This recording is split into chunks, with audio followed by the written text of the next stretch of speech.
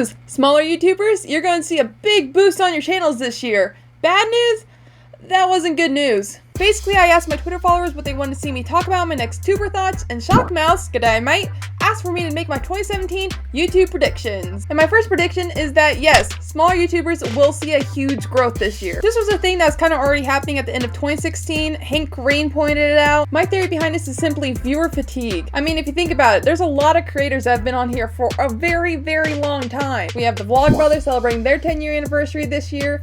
Philip DeFranco celebrated his 10-year anniversary last year, which means that a lot of YouTube viewers have been watching YouTube for a very, very long time. New, smaller channels are a way to diversify that entertainment. So yeah, smaller channels are going to see huge growth just because of viewer fatigue, but they're also going to see a huge growth because of the more people on YouTube. Plus, there's the factor that a lot of smaller YouTubers have become discouraged with the YouTube culture and have moved on to other online video platforms such as VidMe, Vimeo, Facebook. So if we add viewer fatigue with the increased YouTube population, with the lack of competition, yeah, a lot of small channels are going to see huge growths in 2017. Now, I'm not saying that just because you have a small YouTube channel means you're going to see huge growth, okay? Maybe your channel won't grow at all this year, depending on how you post or what you post, or you know, there's a bunch of other factors. I'm just saying, we were seeing it last year too with Jaden Animations going from 100,000 subscribers to freaking 1 million subscribers. The Odd Ones Out had a similar case. 300,000 subscribers in May of 2016. By December, he's at 2 million. So we're gonna see a lot more channels like that, where at one point they're at 100 subscribers and the next point they're probably at 200 million subscribers. That's not realistic. But pretty much it's gonna be more of a slippery slope to that milestone, not just a gradual curve as it has been in the past. However,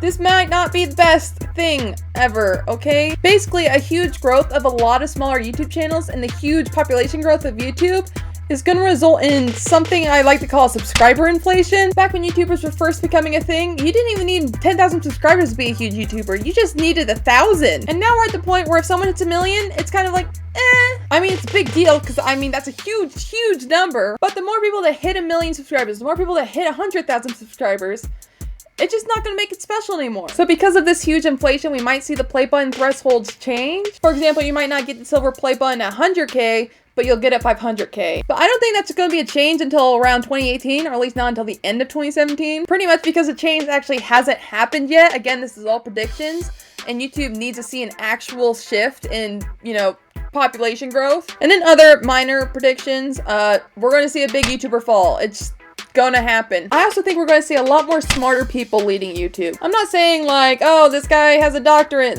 No, I'm saying like business-minded people. In ye old days, YouTube was populated by a bunch of actors and hosts. Basically, anyone who wanted to be famous went on YouTube to just put up the demo reel, get their name out there. But now YouTube is kind of its own industry. It's its own business. So in order to succeed on YouTube, you can't just be a creative person. You have to be a creative person with a business plan. Because there's going to be a lot more smarter people on YouTube, I don't think we're going to have as much drama as last year. Last year was kind of weeding out the last of the fame rats, you know, the people that just wanted to be on YouTube to be famous. So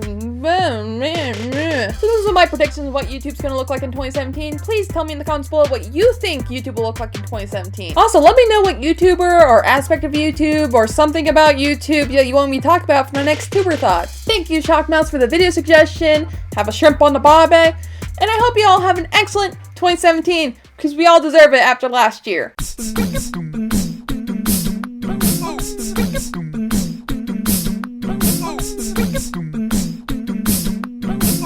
This is the audio for the 2016 predictions. It's 2017 predictions.